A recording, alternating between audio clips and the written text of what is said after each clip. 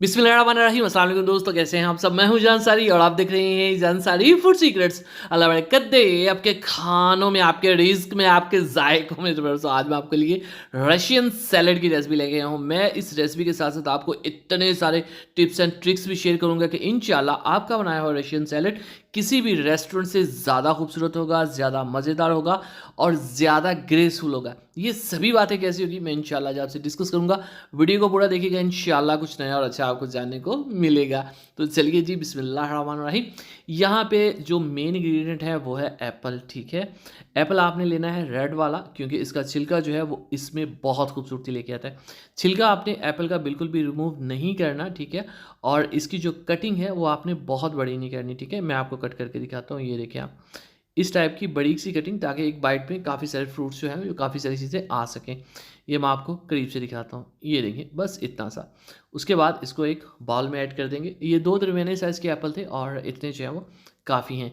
इस रेसिपी में बहुत ज़्यादा फ्रूट्स नहीं आते जिस तरह हम फ्रूट चाट में ऐड करते हैं, ठीक है। तो लिमिटेड सी चीज़ें ध्यान से रखिएगा। अहम बात, आपने इनका छिलका रिमूव नहीं करना और इसको फ्रेशली ही कट करके आपने ऐड करना है। अगर काट के रखेंगे ये पानी छोड़ देगा, ये काला हो जाएगा। अगली चीज़ जो इसमें जाएगी, ये है हमारे पास मटर, ठीक है। इनको मैंने बॉईल कर लिया था और ये अच्छी तरह से आपने कुक करने, इसमें सख्ती नहीं होनी चाहिए बिल्कुल, ठीक है। पूरी तरह से आपने कुक करना है। तो ये तकरीबन आधी प्याली के करीब है। क्वांटिटी इन चीज़ों की ऑलमोस्ट सेम होती है, आप थोड़ी सी वेजिटेबल की कम कर सकते हैं फ्रूट की निस्बत। साथ इसमें हमने आलू है ये ऐड किया है। आलू की कटिंग आप देख लें माशाल्लाह से, कोशिश करिएगा कि बिल्कुल ऐसे ही कटिंग करें, लंबाई में या चपटा सा ना करिएगा, ठीक है।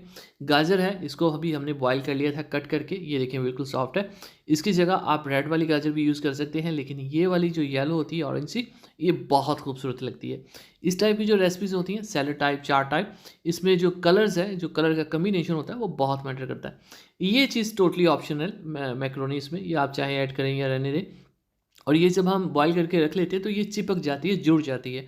उसका तरीका ये होता है कि आपने इसको एक टोकरी में डाल के खुले पानी से आपने इसको मतलब गुजार लेना है। ये बिल्कुल इस तरह से सेपरेट हो जाएंगी, बट इसका पानी आपने अच्छे से रिमूव कर देना है, ठीक है। ये इसमें ऐड कर देंगे और साथ ही हमारे पास है कुछ इस टाइप का पाइनएप्पल कॉकटेल जो होता है, ये भी आप ऐड कर सकते हैं, ऑप्शनल है बेसिकली। अब हमने इसका करना है सॉस, इसकी जो क्रीम है वो तैयार करनी है, ये बहुत अहम है, ठीक है। इसमें हमारे पास बिस्मिल्लाहिर्रहमानिर्रहीम सबसे पहले है हमारे पास क्रीम। 2 टेबलस्पून हम इसमें क्रीम का यूज़ करेंगे। इसमें जो सॉसेज हैं ये बहुत ज़्यादा नहीं होते, ठीक है, क्वांटिटी इसकी नॉर्मल सी होती है। और 3 टेबलस्पून इसमें हम मेयोनीज़ के ऐड कर देंगे, ठीक है। और ये दोनों चीज़ें जो है अच्छे से चिल थी और सब फ्रूट्स और वेजिटेबल भी हमने अच्छे से ठंडे वाले यूज़ किए। ये एक अहम बात है जिसको आपने इग्नोर नहीं करना। अब हम क्या करेंगे, इसके अंदर हम पिसी हुई चीनी ऐड करेंगे 1 टेबल स्पून, और थोड़ी सी काली मिर्च फ्रेश कुटी हुई ऐड करेंगे, थोड़ी सी हाफ टी स्पून जो है काफ़ी होगी।